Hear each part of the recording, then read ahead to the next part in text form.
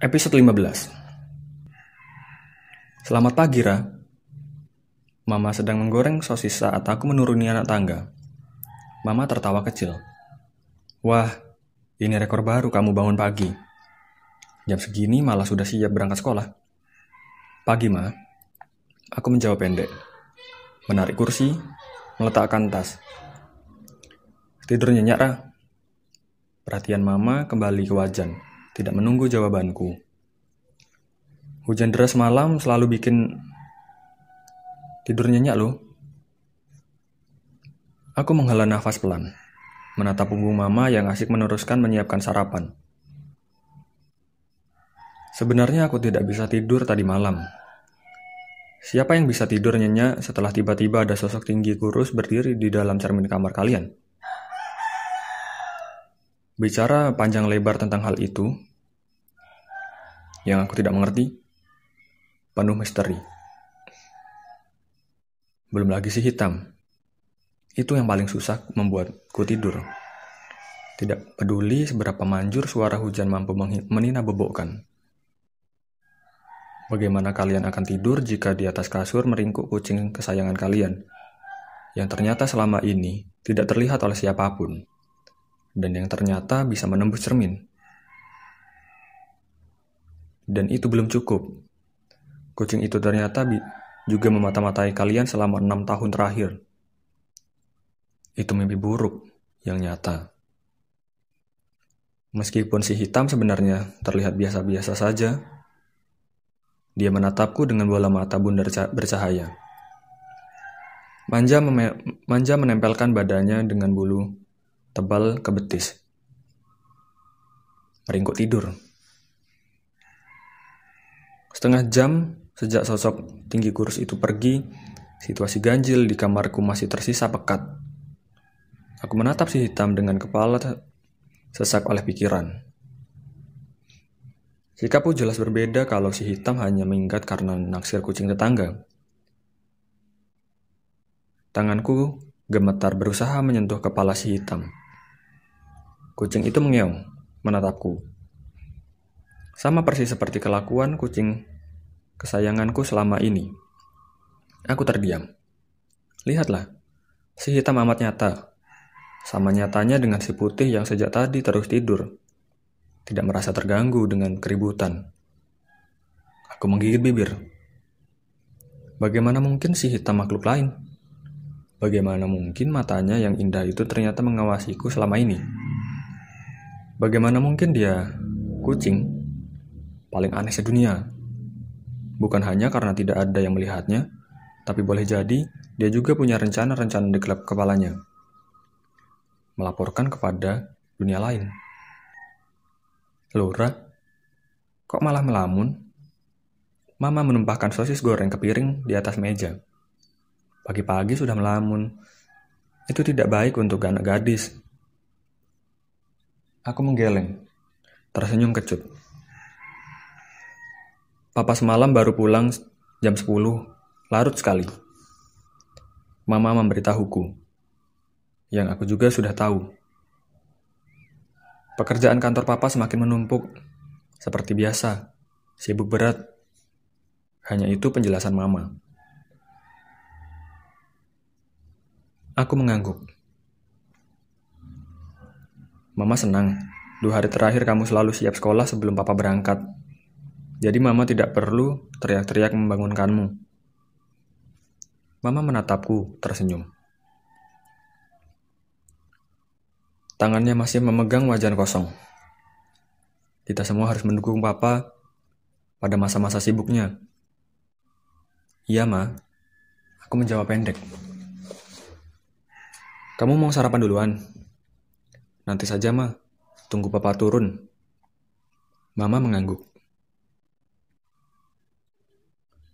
Kembali ke kompor gas.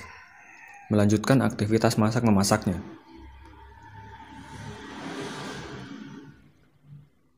Aku menatap lamat-lamat piring berisi sosis di hadapanku, menghembuskan napas pelan. Tadi malam, berkali-kali aku menatap si hitam. Aku urung mengelus bulu tebalnya, membiarkan dia meringkuk tanpa diganggu. Aku berkali-kali menatap cermin besar, memastikan tidak ada satupun lagi di dalamnya yang tiba-tiba menyapa. Aku berkali-kali meletakkan telapak tangan di wajah, mengintip dari sela jemari. Siapa tahu sosok tinggi kurus itu ada di dalam kamarku. Hanya kosong. Tetap tidak ada siapa-siapa. Bahkan aku yang bosan tidak bisa tidur-tidur, juga akhirnya memutuskan beranjak duduk. Teringat percakapan dengan sosok itu. Aku menatap novel tebal di atas kasur, menghela nafas. Aku berkonsentrasi, berkali-kali menyuruh novel itu menghilang. 15 menit berlalu, novel tebal itu tetap teronggok bisu. Akhirnya aku menarik selimut lagi, berusaha tidur, hingga jatuh tertidur pukul 2 malam. Di luar sana, hujan deras terus menyiram kota. Lampu seluruh kota terlihat kerlap-kerlip di atas tetes air. Irama konstan air menerpa atap, jalanan, dan pohon.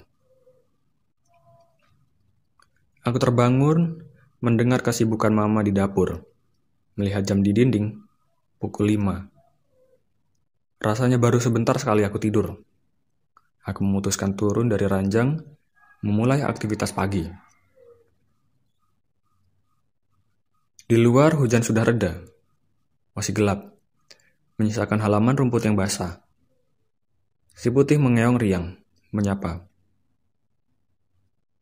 Aku balas menyapa. Pagi, Put. Tapi tidak ada si hitam. Kucingku itu jika aku masih menyebutnya kucingku. Kucingku itu, jika aku masih bisa menyebutnya kucingku, tidak terlihat di kamarku. Aku merapikan poni yang berantakan di dahi, menatap cermin. Tidak ada yang ganjil di dalamnya. Ku periksa kamar. Si hitam tetap tidak kelihatan. Aku menggaruk kepala. Sebaiknya aku mandi dan bersiap berangkat sekolah. Ra, jerawatmu sudah hilang ya? Seruan mama sedikit mengagetkan. Aku mendongak. Entah sejak kapan, mama sudah berdiri di hadapanku. Tangannya memegang wajan kosong, habis menggoreng telur dadar. Aku tadi pasti lagi-lagi melamun. Wah, benar-benar hilang. Kamu pencet ya? Tapi, kenapa tidak ada bekasnya? Mama tertarik ingin tahu. Nggak tahu, Ma. Hilang begitu saja. Hilang begitu saja? Mama tertawa antusias. Wah, ini hebat, Ra. Hanya dalam 1 malam, jerawat sebesar itu sembuh. Kamu kasih obat apa sih? Kita bisa membuka klinik khusus jerawat loh. Mahal bayarannya. Nanti mama suruh tantemu bantu cari modal. Dia kan relasinya luas. Aku tersenyum kecut menatap mama, yang biasa berlebihan kalau sedang semangat. Seandainya mama tahu bahwa jerawatku memang menghilang begitu saja saat aku suruh menghilang, mama mungkin akan berteriak panik. Mama tidak akan pernah suka tentang cerita horor, kejadian penuh misteri, dan sejenisnya. Pagi, Ra, Ma. Papa ikut bergabung, menyapa. Menghentikan kalimat rencana-rencana mama tentang klinik jerawat. Ternyata papa yang terakhir bergabung di meja makan. Padahal tadi papa sudah mandi ngebut sekali loh. Aku dan mama menoleh. Papa sudah rapi. Kalian sedang membicarakan apa? Jerawatnya Ra apa? Mama tertawa. Oh ya? Ra jerawatan lagi? Sebesar apa? Papa ikut tertawa. Sarapan segera berlangsung dengan trending topik jerawatku. Sempat diselingi papa bertanya soal mesin cuci baru yang diganti. Mama bilang sejauh ini penggantinya tidak bermasalah. Mama juga sempat bilang tentang rencana arisan keluarga minggu depan di rumah. Papa diam sejenak, mengangguk. Semoga minggu depan papa sudah tidak terlalu sibuk lagi di kantor, Ma. Jadi bisa membantu. Papa melirikku sekilas. Aku tidak ikut berkomentar. Aku tahu maksud kalimat papa sebenarnya adalah semoga masalah mesin pencacah raksasa di pabrik itu sudah beres.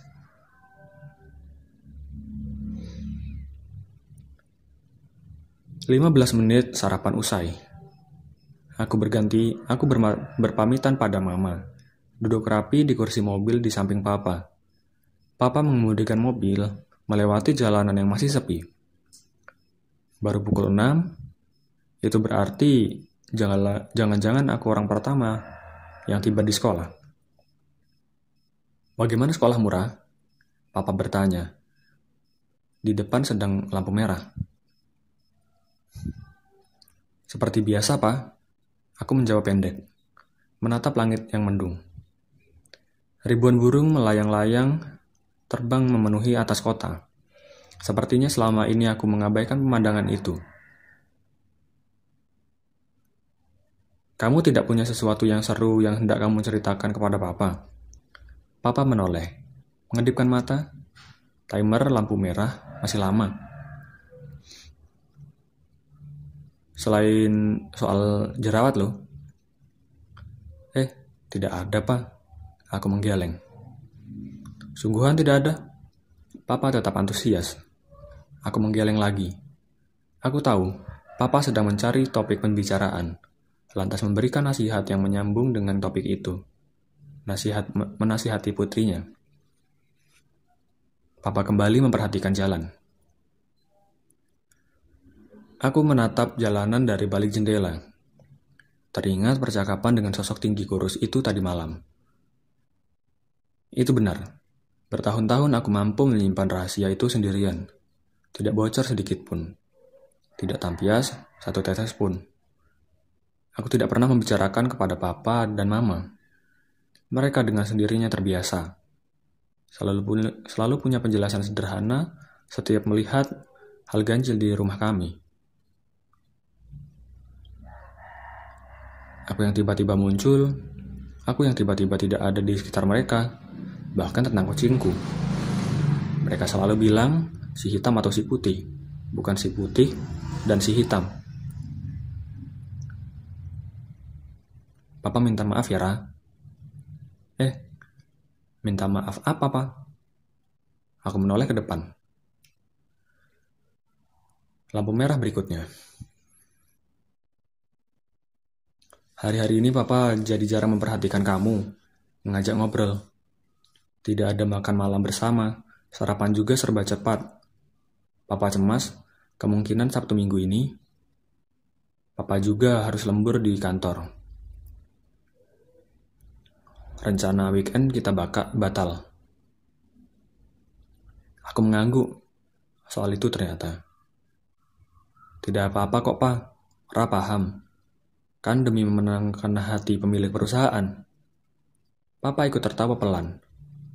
Kamu selalu saja pintar menjawab kalimat Papa. Lampu hijau. Iringan kendaraan bergerak maju. 15 menit kemudian tiba di gerbang sekolah. Aku mengangkat tas, membuka pintu, berseru, berpamitan. Mobil Papa menghilang di kelokan jalan. Aku menatap lapangan sekolah yang lengang. Langit semakin mendung. Ribuan burung melayang-layang masih ada di atas gedung-gedung kota. Terbang menari menanti hujan. Aku menghela nafas, berusaha riang melangkah masuk ke dalam sekolah. Setidaknya, dengan segala kejadian aneh tadi malam, hari ini aku tidak perlu menutupi jidatku. Jerawatku sudah hilang.